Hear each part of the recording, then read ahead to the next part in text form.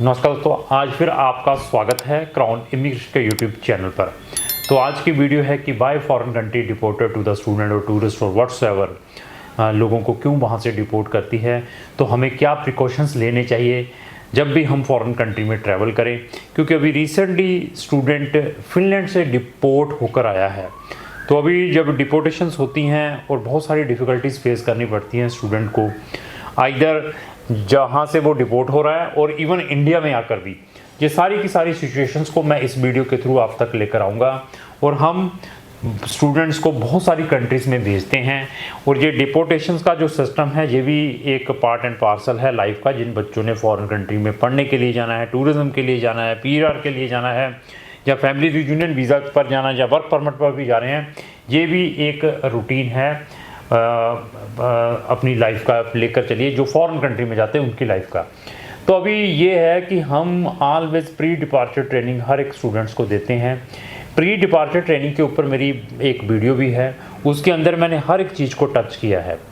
तो मैं हर एक स्टूडेंट और हर पेरेंट्स को यही बताऊंगा कि जब आप अपनी फॉरेन कंट्री में जा रहे हैं तो आपने सारे प्रिकॉशंस लेकर जाने हैं। अगर आप वो प्रिकॉशंस नहीं लेते तो आपको ये डेपोर्टेशंस किसी भी कंट्री से मिल सकती है। तो हम क्या करते हैं, हम रूटीन में उठाया बैग, वीज़ा आ गया, चले जाते हैं।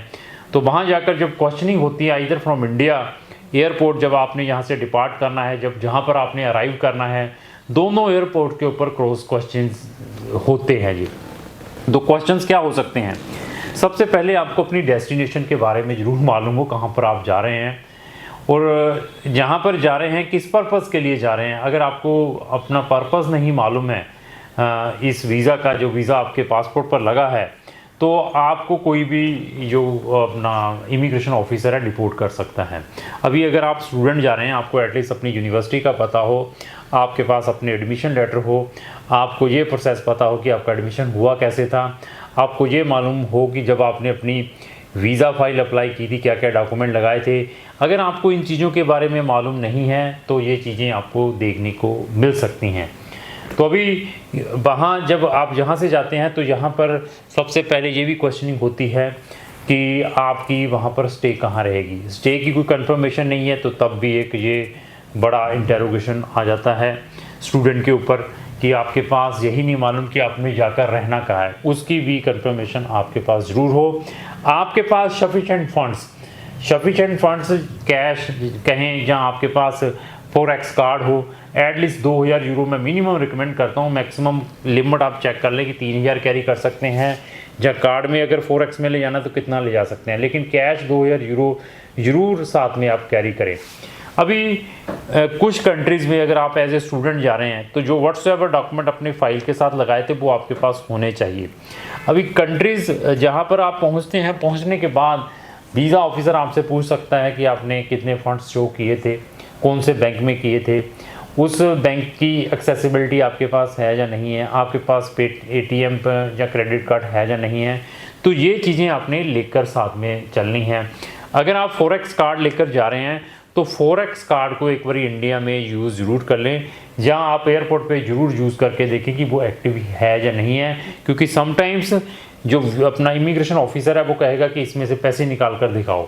अगर आप कहते हैं कि मेरे पास कैश है, तो वो पैसा जब नहीं निकलता तो आपको ऐसी सिचुएशंस की प्रॉब्लम आ सकती है। जब आप जिस डेस्टिनेशन पे जा रहे हैं, कैपिटल में जा रहे हैं, लेकिन आपकी यूनिवर्सिटी वहाँ से 200 किलोमीटर, 400, 500 किलोमीटर है, तो आपके पास फर्दर जाने का क्या वे है उस यूनिवर्सिटी में। मैं तो ये रिकमेंड करूँगा कि वहाँ पर अपनी ट्रेन की बुकिंग करवा कर ले जाएँ, या डोमेस्टिक एयरलाइन चल रही है उसकी बुकिंग करवा कर ले जाएँ। अगर आपने वहाँ पर कैब भी करनी है तो कैब का ऐप आपके मोबाइल के ऊपर ज़रूर डाउनलोड हो कि आप बता सकते हैं कि मैंने ये चीज़ें की हुई है। इवन आपके मोबाइल में कोई भी अनऑफिशियल चैट नहीं होनी चाहिए। अनऑफिशियल चैट क्या हो सकती है?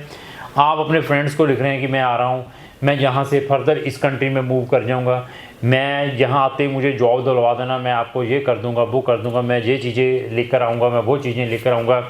ऐसी चैट वो ऑब्जेक्शनेबल है, उस ग्राउंड पे भी आपको डिपोर्टेशन मिल सकती है। क्योंकि जिस भी ऑफिसर ने आपको क्वेश्चनिंग करनी है तो वो आपके सारे के सारे जो भी आप लगेज ले जा रहे हैं, फ़ोन ले जा रहे हैं, अपने पास रखा लेते हैं। उसके बाद वो आपकी सारी की सारी हिस्ट्री आपके मोबाइल से ही उनको पता चल जाती है कि बच्चे की क्या इंटेंशंस हैं।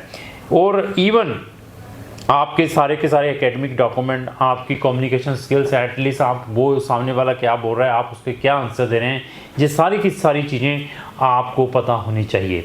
इवन जब आप वहाँ पे जाते हैं तो और भी कई चीज़ों की वो चेक करते हैं आपके लगेज से।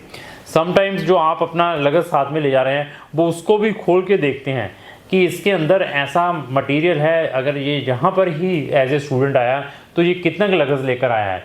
लगेज में आपके बर्तन हो सकते हैं, समटाइम्स स्टूडेंट ले जाते हैं, आपकी गर्म कपड़े हो सकते हैं काफ़ी, तो उससे उसको यही जजमेंट आ जाती है कि ये रियल स्टूडेंट है। और आप क्लोथिंग की सिर्फ 2-4 चीज़ें ले आ रहे हैं, उससे उसको जजमेंट हो जाएगी ये कंट्री में सिर्फ एंट्री के लिए आ रहा है, यहाँ से ये फर्दर किसी कंट्री में निकल जाएगा, उससे भी वो इन चीज़ों की जजमेंट लेते हैं। तो सारे प्रिकॉशंस लेकर जाएं।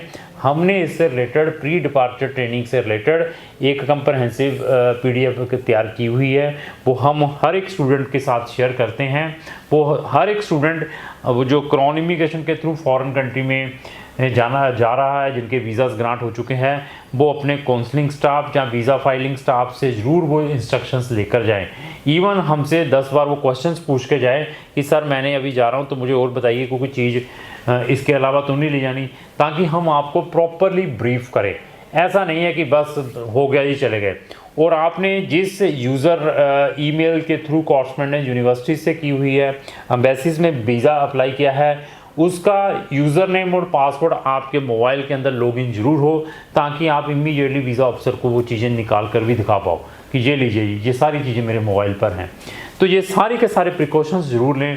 इवन जब आप इंडिया में आते हैं, इंडिया में आने के बाद भी यहाँ पर क्वेश्चनिंग होती है समटाइम्स को गलत ऑफिसर भी यहाँ पर होते हैं, वो आपको जानबूझ के इंटेंशनली तंग करना स्टार्ट कर देंगे। क्या आप अपने एजेंट को 20 लाख रुपया देकर गए थे, आपके एजेंट ने आपसे 30 लाख रुपया लिया है। और ऐसा है कि आपको अपनी ना प्रोफाइल के बारे में, फीसों के बारे में सारा मालूम हो, क्योंकि वो क्रॉस चेक करते हैं कि ये पर्सन है जो वहाँ से रिपोर्ट होकर आया है, मे बी उसके साथ पूरे का पूरा कोई स्कैम हुआ है। स्कैम मीन्स कि उसको फेक डॉक्यूमेंटों के थ्रू वीज़ा लगाकर वहाँ भेजा है, ताकि उसके कारण रिपोर्ट हुआ है। तो यहाँ पर भी आने के बाद क्या क्वेश्चन के आपने आंसर्स देने हैं, अगर यहाँ पर भी कोई क्वेश्चनिंग होती है उसके बारे में भी अपने एजेंट से ज़रूर ब्रीफिंग लेकर जाएं कि कल कोई ऐसी सिचुएशन आ जाए जहाँ कि आप कहीं पर जाकर कोई डिस्टर्ब ना हो। तो हमारी कोशिश यही रहती है कि हम हर एक स्टूडेंट की मैक्सिमम से मैक्सिमम हेल्प करने की कोशिश करें। अगर आप किसी भी कंट्री से डिपोर्टेड हैं, आप अपना एक्सपीरियंस हमारे साथ शेयर करना चाहते हैं, तो आपका भी स्वागत है इस मंच के ऊपर, क्योंकि बहुत सारे बच्चे बहुत सारी डिफरेंट कंट्री से डिपोर्ट भी होते हैं। इवन डिपोर्टेड केसेस होने के बाद, जहाँ भी आप किसी कंट्री से डिपोर्ट हो, उसके बाद आपके लिए क्या फॉरेन कंट्री के ऑप्शंस हैं, वो भी क्रॉन इमिग्रेशन आपको बता सकता है। तो लास्ट में मेरी यही रिक्वेस्ट है कि अगर आपका कोई भी फ्रेंड इस टाइप की कोई डिफ़िकल्टी में है, उसको ये वीडियो जरूर शेयर करें। अगर आपको जो मेरी वीडियो अच्छी लगी, इसको लाइक एंड शेयर करना ना भूलें। Thank you.